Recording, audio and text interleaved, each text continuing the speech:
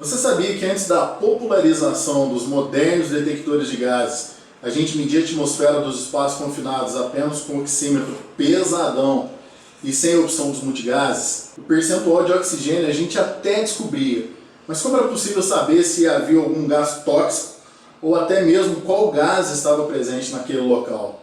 Nosso artigo do Farol Explica de hoje tem duas partes e fala sobre a importância de conhecer a densidade dos gases para a eficácia das medidas de controle em um espaço confinado.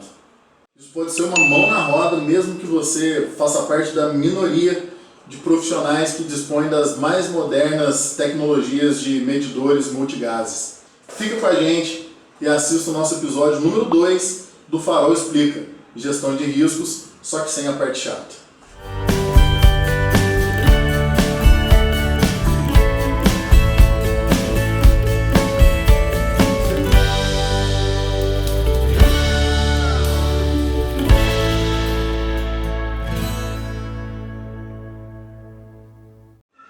Gás é a denominação de um dos três estados da matéria, os outros dois são sólido e líquido. No mundo industrial, os gases são especialmente importantes para a gestão de riscos, porque é na forma gasosa que estão alguns dos insumos e aditivos mais importantes que empregamos. Hidrogênio, cloro, acetileno, nitrogênio, oxigênio, entre vários outros. São exemplos de gases que são utilizados em nossos processos e sem os quais não seria possível ou economicamente viável operar as nossas fábricas. Mas as suas características, muitos deles são tóxicos, corrosivos, inflamáveis, asfixiantes, nos impõem uma obrigação. É preciso conhecer as suas propriedades para que o seu uso se dê de forma responsável e segura e, por consequência, também de forma eficiente e lucrativa. Além dos gases que propositalmente utilizamos, ainda existem outros que podem ser produzidos voluntariamente ou não a partir de reações no processo ou de seus subprodutos, como por exemplo o gás sulfídrico, o famoso H2S, e o metano, CH4, que frequentemente são oriundos de decomposição de matéria orgânica. Todos eles precisam ser igualmente conhecidos, previstos e adequadamente monitorados. Para um gestor de risco atuando na área industrial, quase sem exceção, o domínio das propriedades físico-químicas de uma substância é importante porque revela o seu comportamento sob certas condições, o que é decisivo na definição das medidas de controle eficazes. Especificamente para os gases, são muitas as propriedades e comportamentos que influenciam diretamente a tomada de decisão, em trabalhos complexos, inclusive. Neste e no próximo artigo, nos concentraremos em uma dessas características, que é a densidade relativa de um gás em relação a outro, e nesse caso, esse outro é o ar atmosférico. Nossos dois artigos vão debater de um modo simplificado o efeito da densidade relativa dos gases e como isso pode melhorar uma análise de risco em um tipo de trabalho que exige um altíssimo nível de avaliação e compreensão, que são os trabalhos em espaços confinados. Entendendo um pouco dos conceitos, resumidamente, a densidade ou densidade absoluta de uma substância é a relação entre a massa e o volume ocupado por ela. Densidade relativa é a relação entre as densidades absolutas entre essas duas substâncias. Quando é a densidade relativa dos gases, ela se refere à relação de densidade entre dois gases.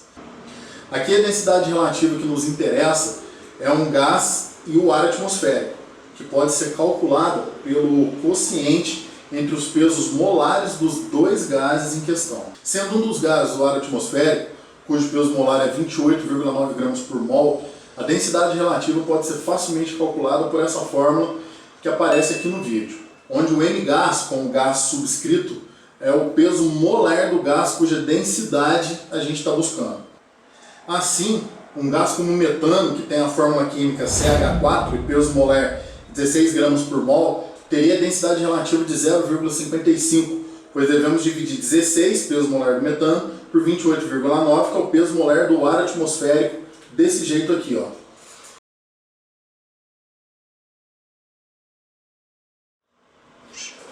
É muito importante deixar claro aqui que a nossa referência sempre será a densidade relativa do ar atmosférico, e o seu valor sempre será 1. Apresentei aqui a fórmula da densidade relativa apenas para ilustrar o conceito físico, mas no seu dia a dia, quando você precisar dessa informação, sempre deve recorrer à boa e velha FISPIC, mais precisamente na seção 9 desse documento, que fala sobre as propriedades físico-químicas do produto em questão. Essa informação está sob a denominação densidade relativa ou densidade relativa de vapor. A gente vai voltar nesse assunto um pouco mais na frente. Mas o que a densidade relativa entre dois gases nos indica? Ela indica a tendência de um desses gases de baixar, depositando-se em partes mais baixas, ou flutuar, acumulando-se em partes mais altas em relação a outro gás. Se calculada em relação ao ar atmosférico, como informado na FISP, a densidade relativa nos revela como é o comportamento do gás na atmosfera contaminada no que se refere ao local de acúmulo dele. Quando o cálculo da densidade relativa resultar em um número maior que a densidade do ar, que é 1, o gás terá a tendência de baixar por ser mais denso. Quando for menor que 1, como no caso do CH4, o gás metano, que é 0,55, conforme a gente viu anteriormente, o gás tenderá a flutuar, ou seja, ele vai subir porque ele é mais leve. Para ficar mais fácil o entendimento, vamos trazer um exemplo aqui. Imagina um tanque contaminado com metano, CH4, que é um gás mais leve que o ar. Nesse caso, o CH4 tende a subir e se acumular no teto e espaços superiores. Já o mesmo tanque contaminado com cloro gasoso, por exemplo, Cl2, que tem peso molar de 70 gramas por mol e densidade relativa de 2,47, esse gás vai descer e se depositar no piso e espaços inferiores, como mostram essas duas ilustrações aqui.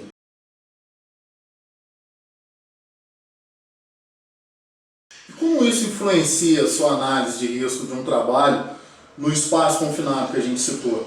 Trazendo isso para a prática, em primeiro lugar, se você só dispõe de um oxímetro, sem nenhuma outra célula de detecção para gases específicos, ou seja, se você não dispõe de um detector multigases, o que ainda é uma situação bem comum no Brasil, você pode utilizar a densidade relativa para te ajudar a decidir que espécie de contaminante ou contaminantes aquele espaço confinado provavelmente contém.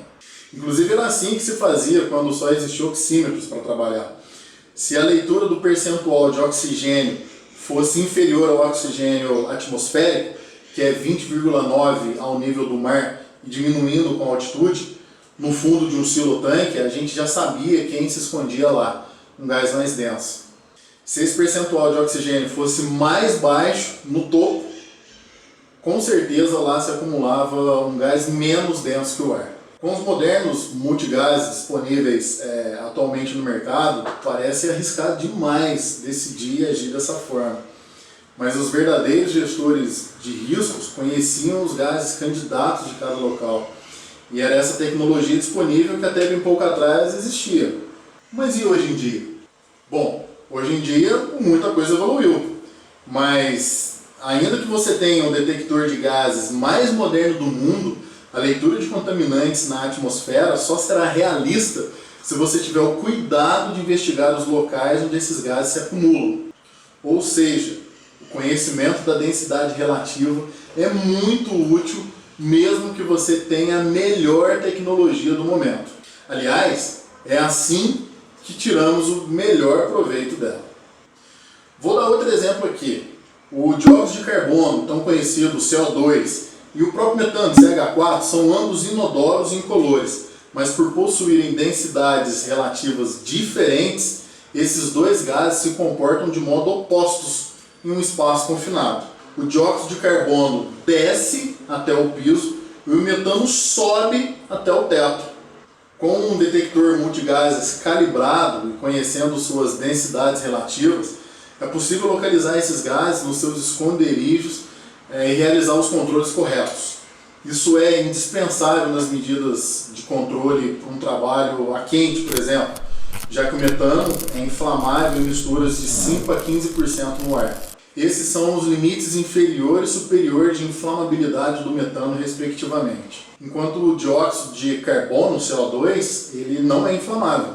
A gente vai explorar mais algumas medidas de controle na parte 2 desse artigo. Evidentemente, alguns gases não deixam dúvidas, porque o odor característico deles denuncia a presença. a amônia ou o próprio cloro, por exemplo, mas outros gases são totalmente inodoros e se o comportamento deles não for conhecidos, você não vai saber nem onde procurá-los, mesmo se tiver acesso a bons equipamentos de medição. Aliás, quanto menos recursos tecnológicos a gente dispuser, mais diferença fará o seu conhecimento e experiência sobre as características dos gases e do próprio processo industrial para tomar as decisões corretas.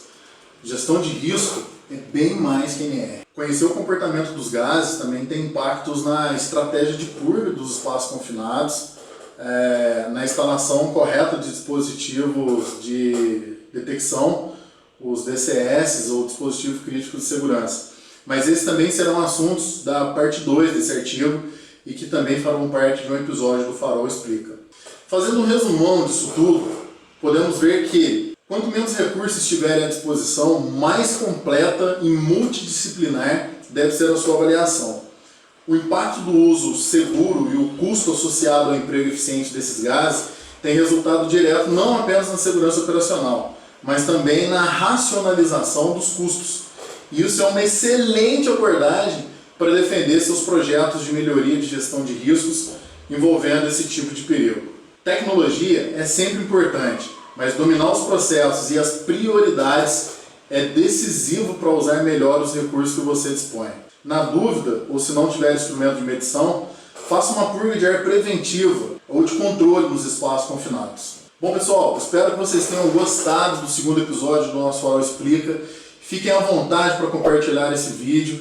Se você realmente gostou, clica lá em curtir e se inscrevam nos nossos canais para receber mais vídeos da Farol TV. Os links estão na descrição deste vídeo. Um abraço e até breve.